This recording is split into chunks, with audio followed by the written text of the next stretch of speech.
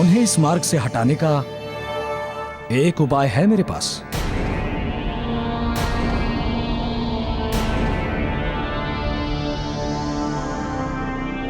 अब क्या उपाय है? ऋषि परशुराम जी पितृशोक के कारण भावनाहीन हो गए हैं। उनकी सारी संवेदनाएं और भावनाएं मर गई हैं। किंतु यदि आप सब चाहें तो उन्हें इस अवस्था से मुक्त करा सकते हैं।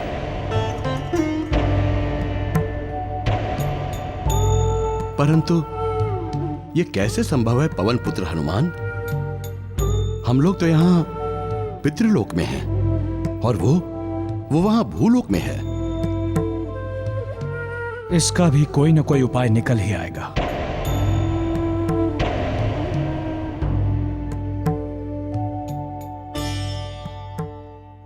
हे देव आर्यमा, कृपया दर्शन दें।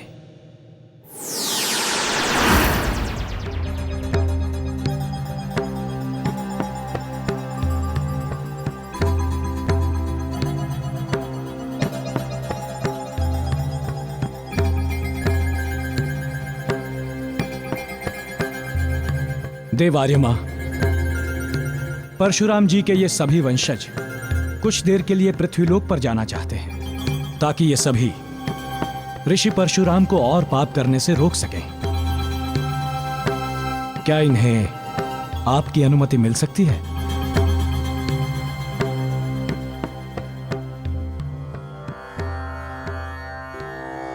पवन पुत्र, इस शुभ कार्य से यदि मैं आपको रोकूं तो स्वयं ही मैं पाप का भागी हो जाऊंगा। आप शीघ्र से शीघ्र पृथ्वीलोक पर जाकर यह शुभ कार्य करें।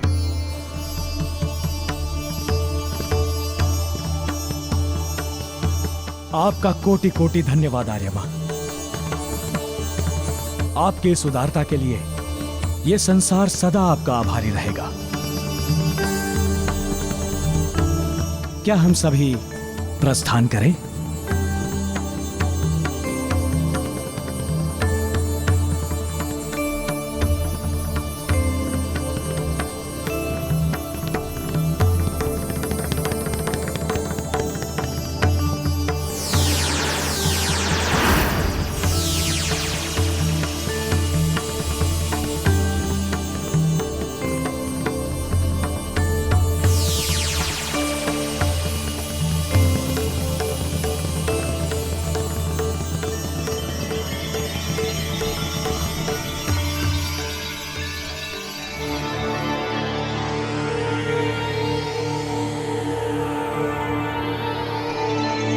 पुत्र परशुराम, पुत्र परशुराम, उठो।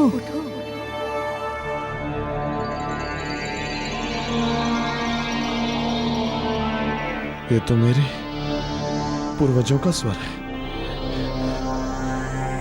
किंतु यहां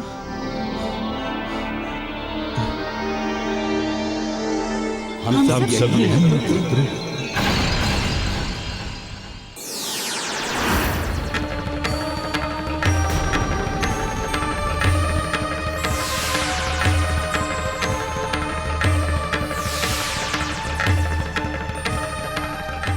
माताश्री,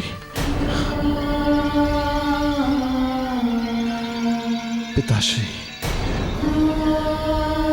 पितामह, आप सब यहां? हाँ पुत्र, आना ही पड़ा। माते, आपको स्मरण होगा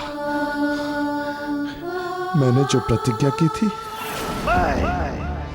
ऋषि पुत्र परशुराम अपने पिता के इस रक्त की सौगंध लेता हूं कि इस पृथ्वी को क्षत्रिय विहीन कर दूंगा। स्मरण है पुत्र, स्मरण है तुम्हारी वो प्रतिज्ञा। उसी के कारण आज हमारा कुल कलंकित हो रहा है। उसी के कारण आज भी हम सबको मुक्ति नहीं मिल पा रही है।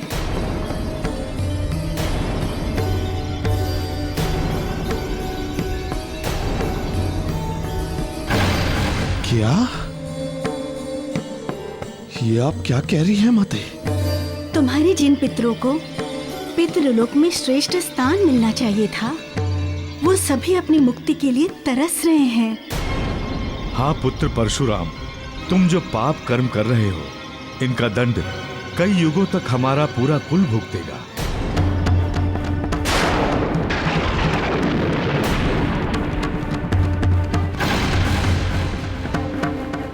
माता पिता पुत्र को इसलिए जन्म देते हैं कि उसके द्वारा उनकी मुक्ति होगी और उनकी गति को साधन मिलेगा। परंतु पुत्र परशुराम, तुमने तो दूसरों के कुल का ही सर्वनाश करने का बीड़ा उठा लिया है। इसके कारण केवल तुम ही नहीं, तुम्हारे पूर्वज भी इस पाप के भागी बन रहे हैं पुत्र।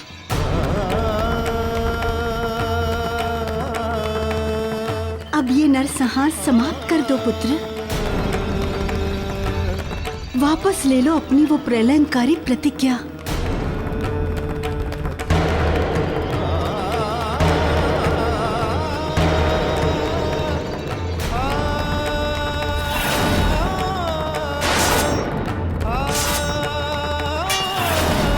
ये मैंने क्या कर दिया? इतना बड़ा पाप। जो हो गया वो हो गया पुत्र। अब तुम्हें चाहिए कि तुम अपने पापों का प्रायश्चित करो। यही एक मार्ग है तुम्हारे पितरों की मुक्ति का।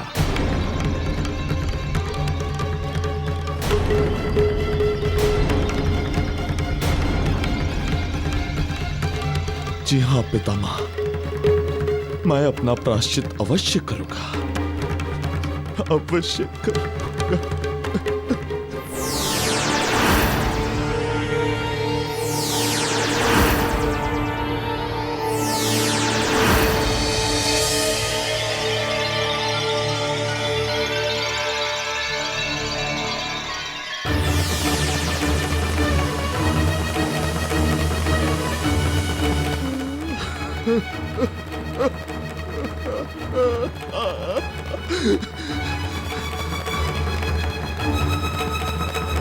मैं महापापी हूं।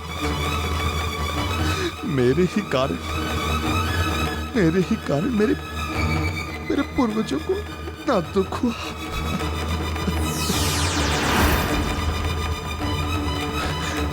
मेरे माता पिता को मुक्ति नहीं मिली। मैं नीच हूं, नीच हूं मैं।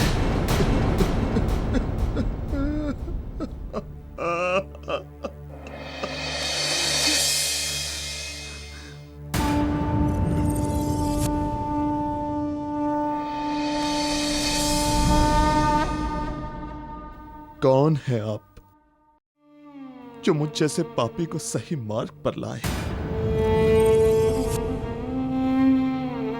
आपने मेरे पितरों को बुलाया मुझे सही मार्ग दिखाने के लिए। सच सच बताइए, कौन है आप? क्योंकि इस संसार में मेरे प्रभु साक्षात शिव के अलावा मेरे शस्त्रों का कोई सामना नहीं कर सकता।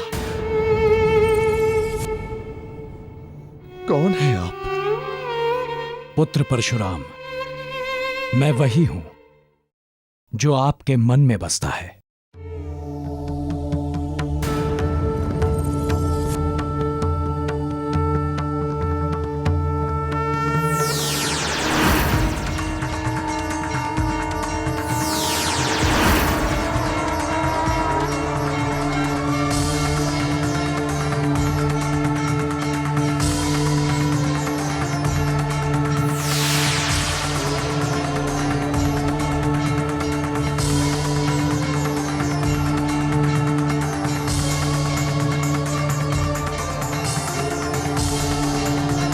प्रभु आप?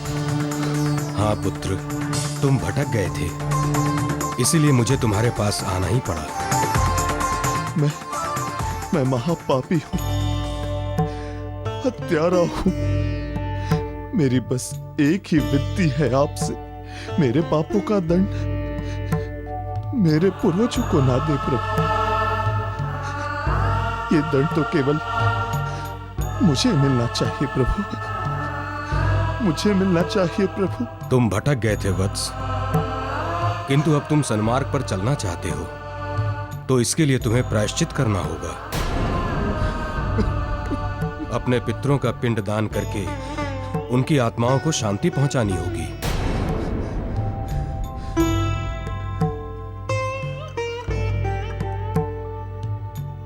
कैसे करूंगा मैं पिंडदान? कैसे करूंगा अपने पितरों का तर्पण? इस संसार में तो सब तरफ रक्त ही रक्त है प्रभु। कुरुक्षेत्र की ये पावन धरती उन हजारों क्षत्रियों के रक्त से लाल हो चुकी है प्रभु। यहाँ की नदियों को भी मैंने रक्त से दूषित कर दिया है प्रभु। यहाँ तक कि जो कुंड भी मैंने बनाए वो रक्त के प्रभु। अब ऐसे में पिंड दान करने के लिए शुद्ध जल कहां से लाऊं प्रभु? अब मैं क्या करूं प्रभु? क्या करूं प्रभु? पुत्र, हम तुम्हें वरदान देते हैं कि जो कुंड तुमने रक्त से भरे हैं वो पवित्र जल कुंडों में परिवर्तित हो जाएंगे और तुम अपने पूर्वजों का तर्पण विधि पूर्वक कर सकोगे।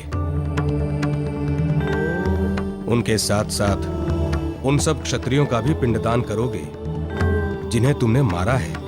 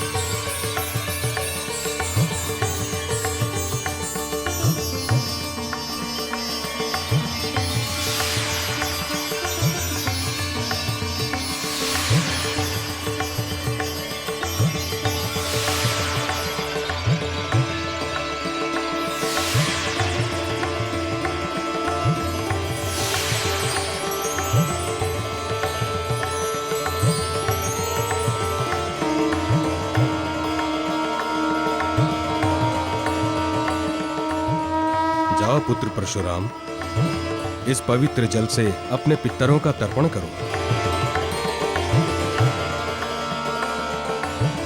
भविष्य में ये कुंड समंत पंचक कुंड के नाम से जाने जाएंगे। जो भी यहां आकर इस कुंड के जल में तर्पण करेगा उनके पितरों को शांति अवश्य मिलेगी, उनकी मुक्ति हो जाएगी।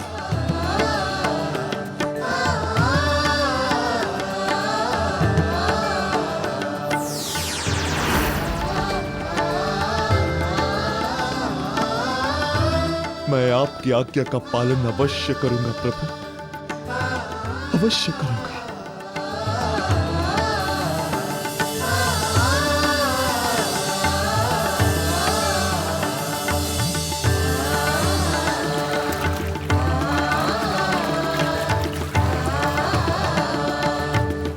हे प्रभु, उन सभी निर्दोष आत्माओं को शांति देना जो मुझ पापी के हाथों मृत्यु को प्राप्त हुए हैं।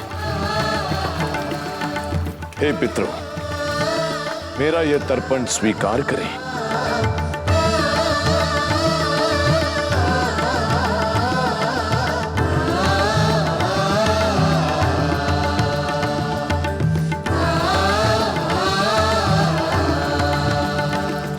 हे खग,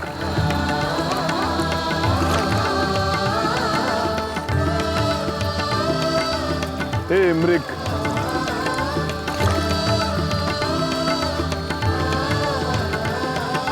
और संसार के सारे प्राणियों, मैं परशुराम आज अपनी प्रतिज्ञा तोड़कर हिंसा का मार्ग छोड़ता हूं।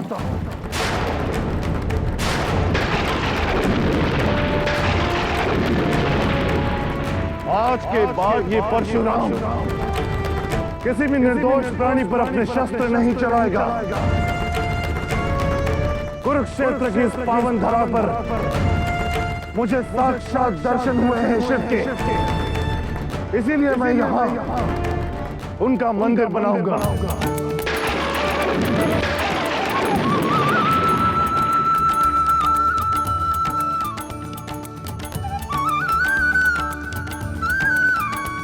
आज मैं अपने इस धनुष पिनाक का त्याग करता हूं और ये घोषणा करता हूं कि इसकी स्थापना यहीं शिव मंदिर में करूंगा।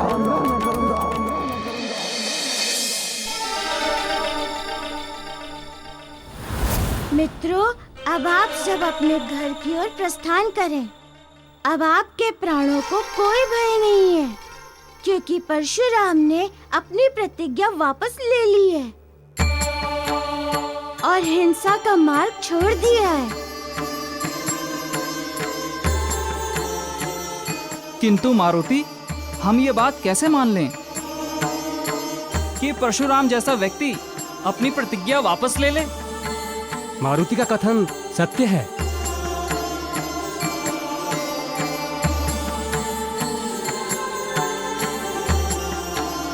परशुराम ने पूरी सृष्टि को साक्षी मानकर आज से किसी को भी कष्ट न पहुंचाने का प्रण लिया है।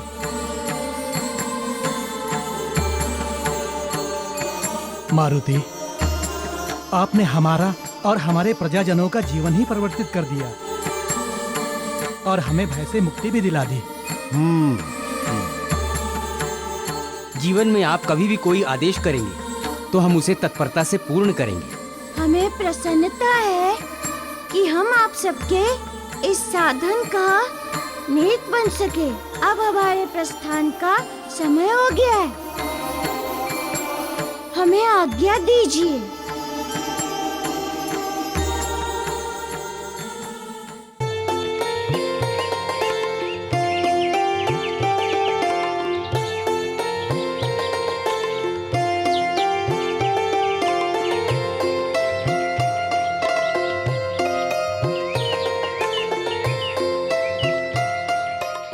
ऋषिगण, क्या आप मुझे बताने की कृपा करेंगे कि गुरुकुल पहुंचने में कितना समय लगेगा?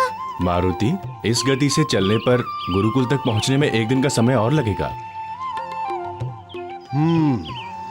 बचाओ! बचाओ! बचाओ! बचाओ!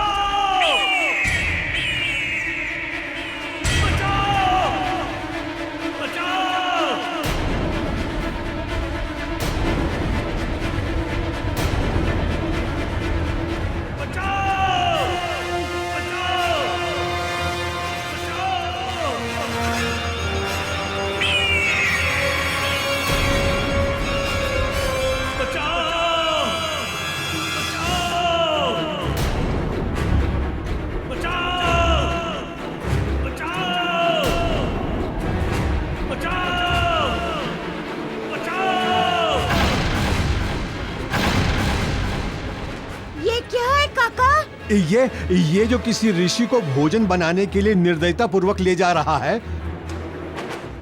ये तो कोई भयंकर विशाल गिद्ध है। बचाओ! बचाओ!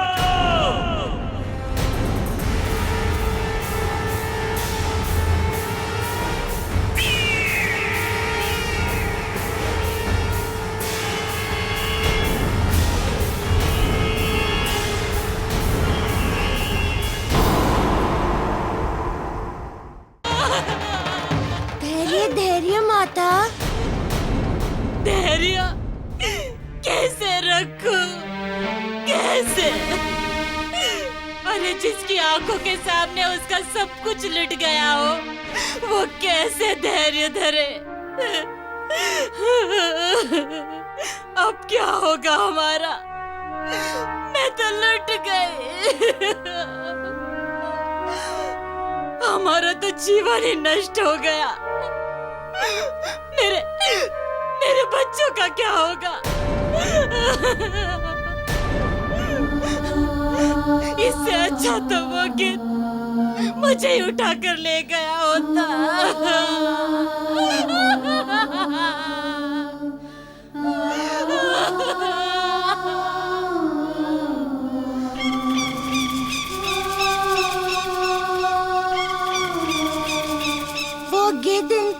मूर्ति को ऐसे क्यों उठा के ले गया? कौन था वो?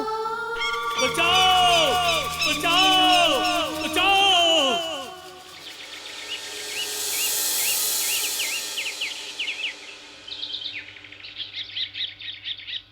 वो गिद्धराज था, ऋषि कश्यप का पुत्र, सूर्यदेव के सारथी अरुण का पुत्र संपाति, और जिस ऋषि को अपने भोजन हेतु अपने पंजों में उठाकर ले गया है वे ऋषि कदम थे। इसका आतंक हर पल हमें घेरे रहता है। हमारा यहाँ शांति से तप करना तक दूभर हो गया है। और दुख की बात तो ये है कि हमारे साथ ये घटनाएं कोई आज से नहीं वर्षों से हो रही हैं। वन में तपस्या करते ऋषियों को वो दुष्ट तप करते समय ही उठा ले जाता है।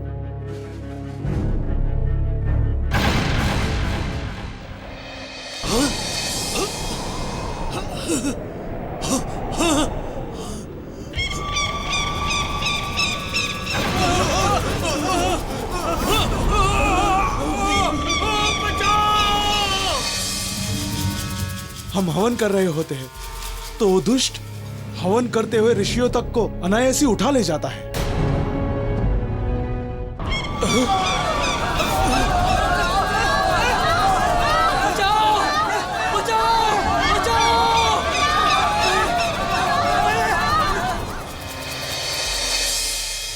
और केवल हम ऋषिगण ही नहीं, हमारी निरी स्त्रियां, हमारे भोले भाले बच्चे तक उसके प्रकोप से त्रस्त हैं। स्त्रियां जब लकड़ियां इकट्ठे करने जाती हैं तो वो उन्हें उठा ले जाता है।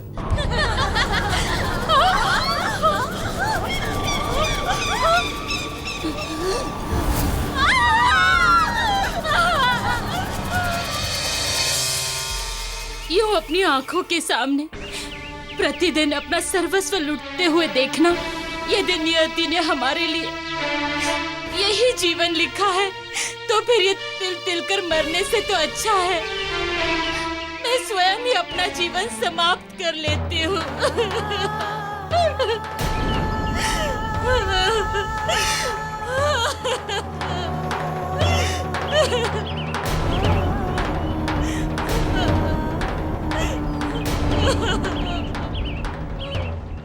किंतु वो इन सब को उठा के जाता कहाँ है?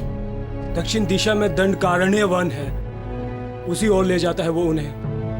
हमने कई बार वहां जाकर उसकी कंदरा को खोजने का प्रयास किया है, परंतु आज तक कोई भी पता नहीं लगा सका कि वो उस वन में जाता कहाँ है।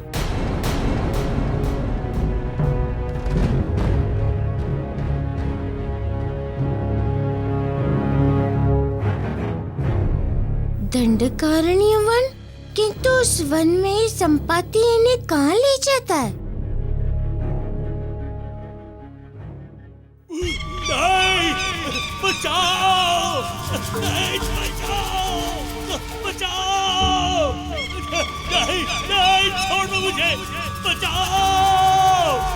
छोड़ दो मुझे! बचाओ!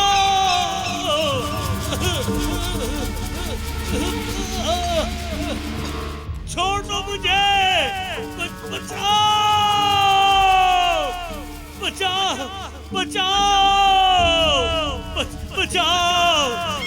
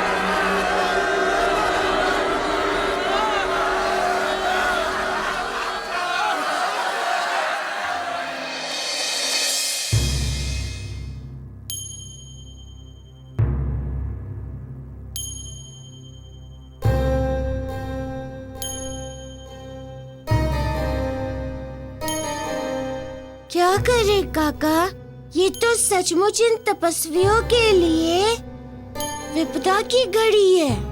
हाँ हाँ हाँ, सही कह रहे हो मारुति।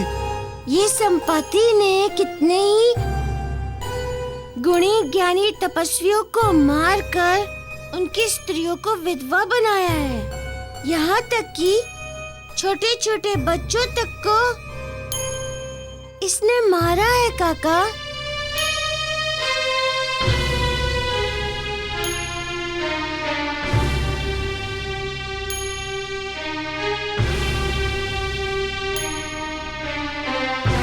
आप लोग चिंता ना करें, कदम ऋषि अवश्य ही आपके बीच जीवित लौट कर आएंगे।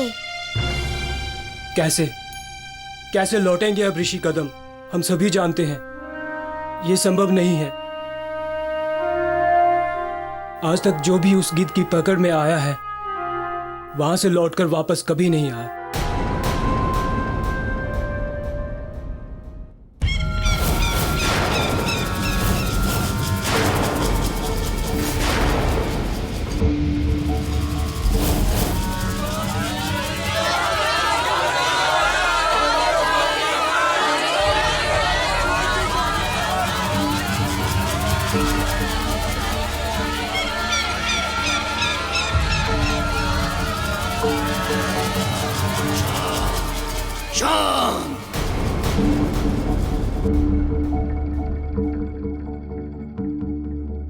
आज हमारे भोजन की सूची में एक और ऋषि जुड़ गया।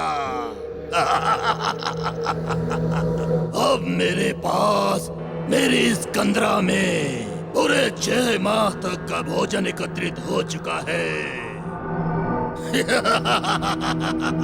पूरे 6 माह तक का।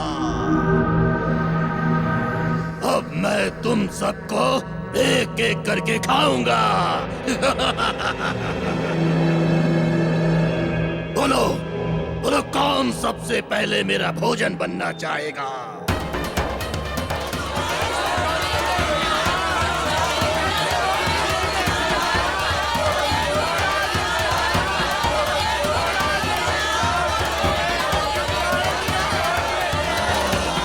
शांत शांत। मेरा बच्चा बहुत छोटा है गिद्धराज। वो मेरे बिना मर जाएगा गिद्धराज। मुझे छोड़ दो गिद्धराज। अपने दूध मोए बच्चे के लिए छोड़ दो गिद्धराज। मुझे छोड़ दो गिद्धराज, मुझे छोड़ दो। अगर मैं समय पर घर नहीं पहुंचा तो मेरी माँ मेरे लिए विलाप कर करके मर जाएगी। मुझे छोड़ दो गिद्धराज। ऐसे दीनहीन और गिड़गिड़ाने वाले मनुष्यों का मांस खाने का आनंद कुछ विचित्र ही होगा। किंतु तुम सबको मैं बाद में खाऊंगा। आज केवल किसी एक को ही मेरा भोजन बनने का सुअवसर प्राप्त होगा। और तुम सबको तो ज्ञात है कि हम मरे हुए पशुओं का मांस खाते हैं। तो बोलो बोलो, कौन आज मेरा भोजन बनने के लिए मरेगा? बोलो। अबे साधारण से निर्णय आप लोग स्वयं ले लो।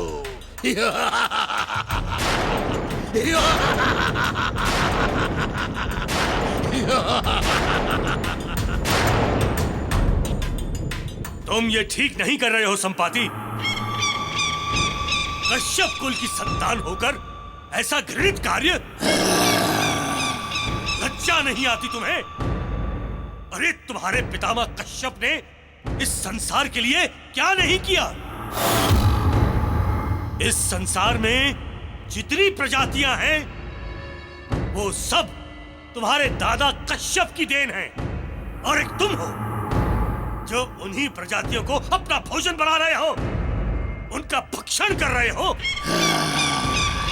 अरे धिक्कार है तुम्हारे आचरण पे, धिक्कार है तुम्हारी मर्यादा पे। कदम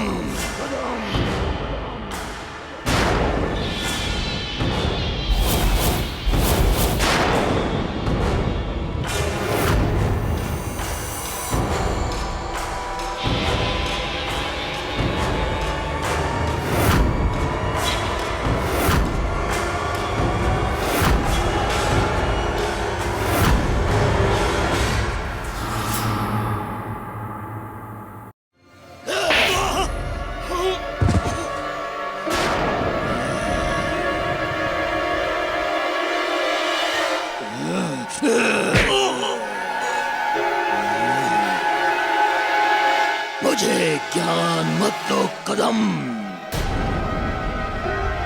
मुझे पता है अपना कुल और अपना वंश, और मुझे ये भी पता है मुझे क्या करना है और क्या खाना है। मेरे बंदी होकर मेरे सामने हेकड़ी दिखाते हो क्या तुम कदम?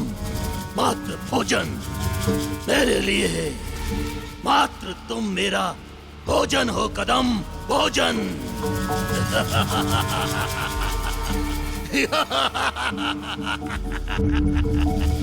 हो गया निर्णय, आज के लिए तुम स्वयं मेरा भोजन बनोगे ऋषि कदम। ले जाओ इसे और बना दो हमारे लायक उपयुक्त भोजन।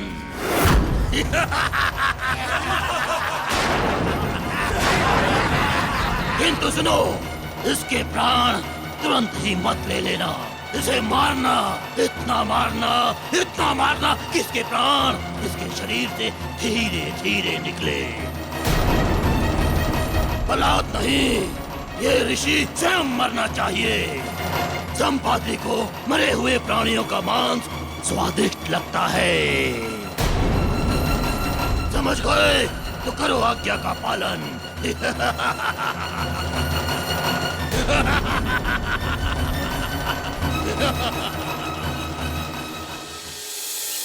काका, मुझे ऋषि कदम और दूसरे निर्जनों की सहायता के लिए जाना ही होगा, किंतु मुझे ये नहीं पता कि जाना कहाँ है।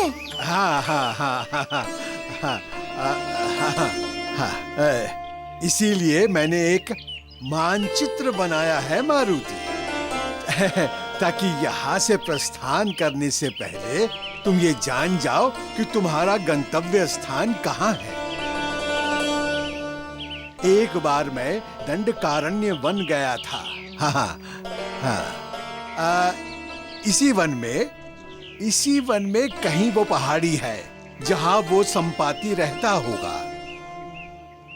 और हाँ मारुति, ये बात भली भांति याद रखना, गिद्ध 12 कोस दूर से देखकर अपने शिकार पर झपट्टा मार सकता है।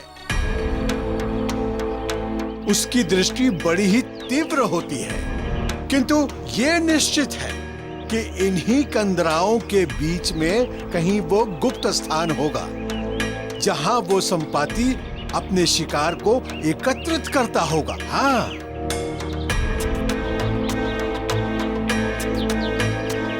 ठीक है जामवंत काका, अब कैसे भी करके उस दुष्ट गिद्ध को मैं अवश्य ढूंढ लूंगा। अब आज्ञा दीजिए काका। विजयी भवा मारुति, विजयी भवा।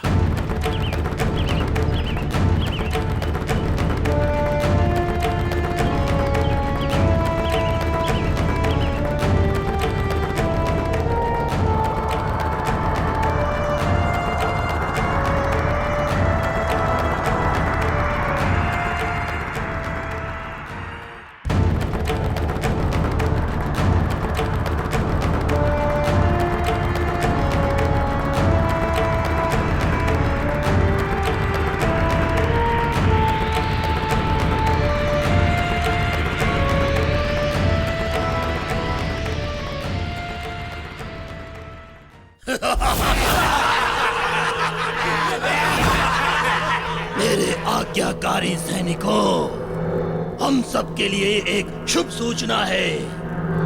अब हमारी इस कंदरा में पूरे 6 माह का भोजन एकत्रित हो गया है। पूरे 6 माह का। अर्थात अब हम में से किसी को भी पूरे 6 माह तक बाहर भोजन के लिए जाने की आवश्यकता नहीं है। अब पूरे 6 माह तक हम आराम करेंगे, विश्राम करेंगे, बैठे बैठे खाएंगे।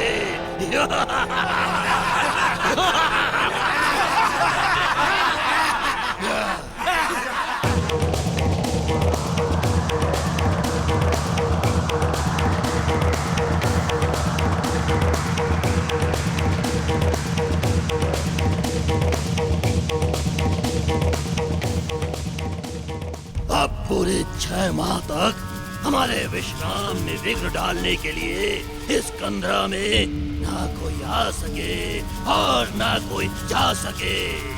इसलिए इस कंदरा का द्वार बंद कर दो।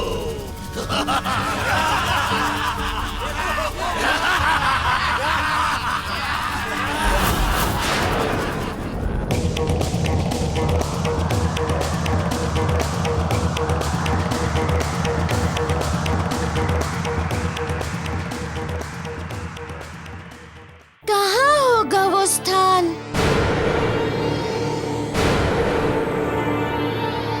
काका बता रहे थे। इसी वन में कहीं वो पहाड़ी है जहाँ वो संपाति रहता होगा। हाँ, उस पर्वत और उसके कंदरों को मुझे ढूंढना ही पड़ेगा।